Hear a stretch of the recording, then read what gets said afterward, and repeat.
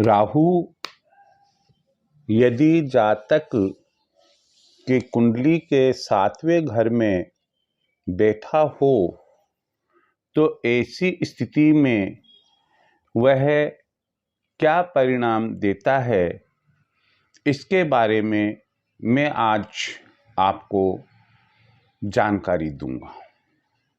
आपको मैं बता दूं कि हर जातक की जन्म कुंडली में मुख्य रूप से 2 कुंडली हमें जिस ज्योतिषविद से कुंडली बनवाते हैं वह बनाकर देता है। पहली कुंडली जिसे हम लग्न कुंडली कहते हैं और दूसरी कुंडली जिसे हम चंद्र कुंडली कहते हैं।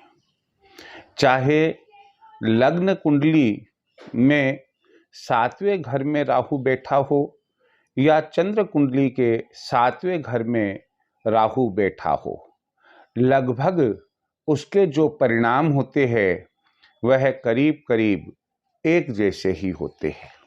फिर भी हमें पहले लग्न कुंडली का ही गहन अध्ययन करना चाहिए। यदि हम ये देखते हैं कि राहु जातक यानी कि वह चाहे लड़का हो या लड़की हो, यदि 7वें घर में बैठा हुआ है तो उस परिस्थिति में क्या वह उस जातक के लिए शुभ रहेगा या शुभ नहीं रहेगा, इसकी जानकारी हमें समय पर ही हो जाना चाहिए। वैसे हर माता पिता अपने बच्चों की कुंडली मुख्य रूप से तब दिखाते हैं जब या तो वह पढ़ाई लिखाई में कमजोर होता है या वह अस्वस्थ ज़्यादा रहता है, और जब उस जातक यानी कि लड़का या लड़की का विवाह करना होता है, उस समय जातक की कुंडली किसी योग्य पंडित को दिखाई जाती है। विवाह के समय जब जातक की कुंडली दिखाई जाती है, चाहे वह लड़का हो या लड़की हो, तो उस समय यदि विद्वान पंडित आपको यह बताता है कि 7वें घर में यानी का दाम्पत्य भाव में राहु बैठा हुआ है, तो ये तो पक्की बात है कि कुंडली दाम्पत्य के हिसाब से शुभ नहीं है। आप सारांश में ये कह सकते हैं कि राहु के कुंडली के 7वें घर में होने का मतलब है कि दाम्पत्य जीवन के लिए वह हमें अशुभ संकेत दे रही है। अब सवाल यह उत्पन्न होता है कि वहाँ दाम्पत्य घर में यदि राहु बैठा हुआ है तो वह कैसे बैठा हुआ है। राहु केवल अकेला ग्रह है जो 7वें घर में बैठा हुआ है। राहु मंगल के साथ हो सकता है और मांगलिक उस कुंडली को बनाता है, मांगलिक को भी वह स्ट्रोंग बना देता है। राहु शनि के साथ बैठा हुआ है, तब भी कहते हैं विद्वान पुरुष कि यह मांगलिक ही कुंडली होगी। क्रूर ग्रह, बुरे ग्रह कोई भी दाम्पत्य भाव में बैठे हुए हो तो वह कुंडली मांगलिक ही कहलाती है, कारण कि उसकी वजह से विवाह में देरी होना, विवाह में बाधाएं आना, बहुत सी अशुभ बातें होती है। राहु के साथ में चंद्रमा हो सकता है। यदि राहु के साथ में चंद्रमा है तो हम ये कहेंगे कि ग्रहण योग बन रहा है। राहु के साथ में सूर्य हो सकता है, यदि ऐसा है तब भी ग्रहण योग बन रहा है। 7वें भाव में राहु के साथ में गुरु भी हो सकता है तो चांडाल योग बनता है। तो इस तरह से अकेला राहु या राहु के साथ में राहु मंगल की युति, राहु के साथ में राहु मंगल शनि की युति, राहु के साथ में राहु मंगल शनि चंद्र की युति, राहु के साथ में चंद्र सूर्य गुरु की युति, ये सभी युतियाँ, कभी कभी तो ऐसा भी होता है कि राहु के साथ में जो दूसरे ग्रह बैठे हुए हैं वे ग्रहण योग भी बना रहे हैं, वे चांडाल योग भी बना रहे हैं, वे मांगलिक योग भी बना रहे हैं। तो अब आप ये सोचिए कि एक अकेला राहु ही इतना भारी होता है 7वें भाव के लिए कि विवाह में अशुभ होना सुनिश्चित रहता है। और अगर उसके साथ में बुरे ग्रह या शुभ ग्रह तो है लेकिन योग बुरे बन रहे हैं, तो ऐसी स्थिति में उस जातक के विवाह की क्या पोजीशन होगी, आप सोचकर भी घबरा जाएंगे। हम ज़्यादा इसके ऊपर चर्चा ना करके केवल इतना सा ही कहना चाहेंगे कि यदि 7वें घर में राहु बैठा हुआ है, चाहे वह अकेला है या उसके साथ में जो दूसरे ग्रह बैठे हुए हैं और उनकी युति जो बन रही है उससे भी योग बुरे ही बन रहे हैं, तो होगा क्या, यह मैं आपको बताने जा रहा हूं। मैं आपको यह बताऊं, आपसे यही कहूंगा कि अगर चैनल को सब्सक्राइब नहीं किया है तो आप सब्सक्राइब करें और इसे पूरा सुनने की कोशिश जरूर रखें। यहाँ पर आप देखिएगा कि जो स्थिति बनती है उसकी वजह से लड़का हो या लड़की हो, जिसकी वह कुंडली है उसके विवाह में देरी होना एक लाजमी बात है, एक स्वाभाविक बात है। और विवाह में विभिन्न प्रकार की बाधाएं उत्पन्न होना, कहने का मतलब ये होता है लड़का देख लिया, लड़की देख ली और तय हो गया कि कुछ दिनों में वो आ रहे हैं, फिर मालूम पड़ा कि हमने काफ़ी इंतज़ार किया और वो नहीं आए।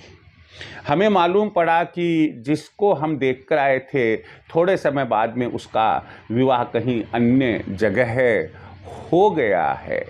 तो कुल मिलाकर बात यह हुई कि दरवाजे तक खुशियां आकर अगर लौट जाती है तो ना केवल लड़का या लड़की जिसकी वह कुंडली है उसके दिल को ही ठेस पहुंचती है, बल्कि उसके माता पिता के दिल को, दादा दादी के दिल को भी बहुत बड़ी ठेस पहुंचती है। लेकिन यहाँ आप एक बात जरूर देखने की कोशिश करें, अपने लड़के या अपनी लड़की से ये जरूर आप पूछिए अगर राहु 7वें घर में है तो, कि बेटा कोई, जैसे लड़की है तो आप पूछिए बेटा आपको कोई लड़का पसंद है। यदि वो कहे यदि हाँ, तो ऐसी परिस्थिति में आप उसकी तह तक जाइए, उसकी इंक्वायरी कीजिए और उस परिस्थिति के अंदर या तो बच्ची को पहले समझाए हम कि ऐसा करना अच्छा नहीं है, नहीं समझ में आता है, बात कीजिए, अरेंज मैरिज कीजिए। और यदि लड़का है और उससे आप पूछते हैं तो मालूम पड़ता है कि कोई लड़की उसके जीवन में है, तो आप उसको समझाइए। अगर समझ में नहीं आता है तो अरेंज मैरिज की कोशिश कीजिए। कई बार क्या होता है कि जैसे ही आप अरेंज मैरिज के लिए लड़की या लड़के वालों से बात करते हैं तो मालूम पड़ता है कि वह लड़की या वह लड़का अपने आप ही कह देता है कि नहीं, हमें आपकी लड़की आपके लड़के से विवाह नहीं करना है। तो कुल मिलाकर हमारी लड़की या हमारा लड़का कोई मिट्टी का पुतला या रबड़ की गुड़िया या रबड़ का गुड्डा नहीं है कि जिसके साथ में हर कोई खेल ले। हम यह कहेंगे यहाँ पर कि ऐसी स्थिति होने पर कई बार यह भी पाया जाता है कि प्रेम विवाह की संभावनाएं बढ़ जाती है। आप इससे बचने की कोशिश तभी कर पाएंगे जबकि कोई योग्य विद्वान पंडित आपको ये चीज की जानकारी देगा, या आप अब यह देख सकते हैं कि लग्न कुंडली में कहीं राहु बैठा हुआ तो नहीं है। फिर उसके बाद में अगला कारण यह बनता है इसका कि जो अशुभ प्रभाव पड़ता है वह यह पड़ता है कि विवाह यदि आप कर देते हैं, अब आपको तो नहीं मालूम कि आपने अपनी लड़की या अपने लड़के के मन के अनुसार नहीं किया, परंतु उसको तो मालूम है कि मेरा विवाह यह मेरे मन के अनुरूप नहीं हुआ है। तो ऐसी स्थिति में विवाह छूटने की संभावनाएं बराबर बन जाती है। और विवाह छूटने को, अलग रहने को यदि कानूनी रूप मिल जाता है तो उसको हम ये कहते हैं कि भाई तलाक की संभावनाएं, डाइवोर्स की संभावनाएं बन जाती है।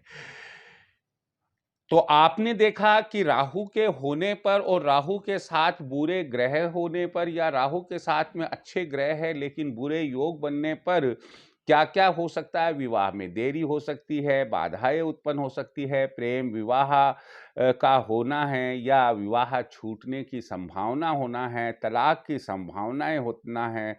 और तो और एक और विशेष बात भी ध्यान रखिएगा, आप वर या कन्या दोनों में से कोई एक या दोनों की भी मृत्यु हो सकती है।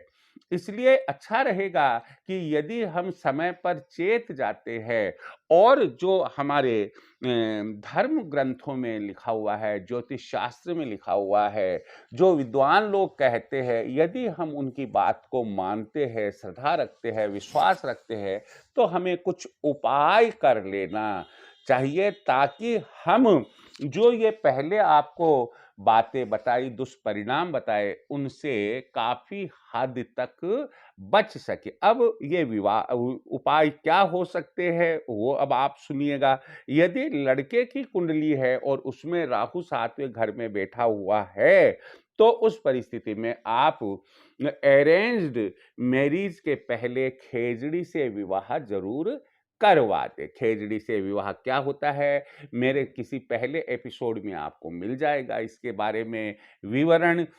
और यदि लड़की है तो लड़की का कुंभ विवाह अवश्य करवा दें। अब उसके बाद में मैं आपको बताता हूं कि लड़का हो या लड़की, जातक चाहे लड़का हो चाहे लड़की हो, जिसकी कुंडली के 7वें भाव में राहु बैठा है, उसे आप गोमेद, एक जो प्रीशियस स्टोन होता है, आप गोमेद 9.25 रति का लेकर चांदी में मध्यमा अंगुली में शनिवार की साईं पश्चिम मुखी होकर उन्हें धारण करवाते। गोमेद, कोशिश ये करे कि गोमेद अच्छी किस्म का हो, उत्तम क्वालिटी का हो। ग्रहण योग यदि कुंडली में बताए गए हैं तो ऐसी परिस्थिति में आपको ग्रहण के उपाय करने चाहिए। सूर्य ग्रहण में जातक के वजन के बराबर सूर्य से संबंधित वस्तुओं का दान करना चाहिए। चंद्र ग्रहण होने पर आपको जातक के वजन के बराबर चंद्र से संबंधित वस्तुओं का दान गहते हुए ग्रहण में करना चाहिए। यदि आपको ऐसा लगता है कि बच्चा या बच्ची मांगलिक है, तो उस परिस्थिति के अंदर आपको शिव जी की पूजा नियमित रूप से उस बच्चे से या बच्ची से करवानी चाहिए। आप जैसे भी शिव जी की पूजा करते हैं, कहने का मतलब है कि शमी वृक्ष और जल से पूजा करते हैं, आप बेलपत्र और जल से पूजा करते हैं, आप दूध से अभिषेक और जल से अभिषेक करके पूजा करते हैं। जो भी व्यवस्था है, आप शिव जी की पूजा अवश्य करवाए। और यदि लड़की है तो वह माँ पार्वती के लिए सुहाग का सामान जरूर ले जाए।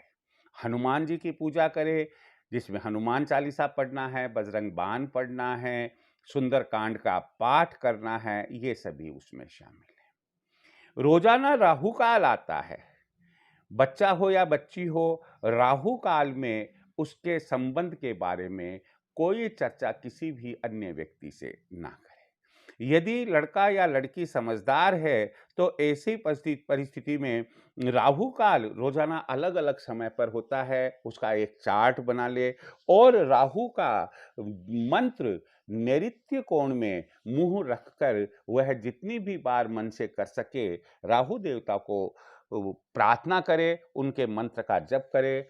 ओम राम राहवे नमः, इस मंत्र का जप करे, निश्चित रूप से उनको फायदा होगा। अगला उपाय मैं आपको बताने जा रहा हूं। बहते हुए जल में बहते हुए जल में शनिवार एक मुट्ठी कोयला बहा दे। अगला उपाय है, किसी भी शुक्ल पक्ष के गुरुवार से लोबान पानी की बाल्टी में डालकर स्नान करे। अगला उपाय है कि माँ सरस्वती की तस्वीर पूजा कक्ष में उत्तर दिशा में लगाएं, गुरुवार के दिन लगाएं और उनकी पूजा आराधना करें। ऐसी मान्यता है कि राहु की जो देवी है वह माँ सरस्वती है। उनके बीज मंत्र ऐं का जप करे और जब भी कोई भी कार्य प्रारंभ करे जातक या जातक के लिए माँ सरस्वती से प्रार्थना करे कि वो आपके उस काम को सफल करे। अंतिम बात मैं आपको बताने जा रहा हूं वह यह है, बुरे लोगों से बचने की पूरी कोशिश करें। बुरे लोगों में आपके मित्र भी हो सकते हैं, आपके रिश्तेदार भी हो सकते हैं, समाज का और कोई व्यक्ति भी हो सकता है। आप बुरे लोगों से बचने की पूरी पूरी कोशिश करें, अन्यथा आपकी मान मर्यादा और चरित्र वो सब समाप्त हो जाएंगे। मैं उम्मीद लेकर चलता हूं कि राहु के कुंडली के 7वें घर में होने पर क्या हो सकता है आपको समझ में आया। उससे बचने के क्या उपाय हो सकते हैं यह भी आपको समझ में आ गया होगा। जय श्री कृष्ण।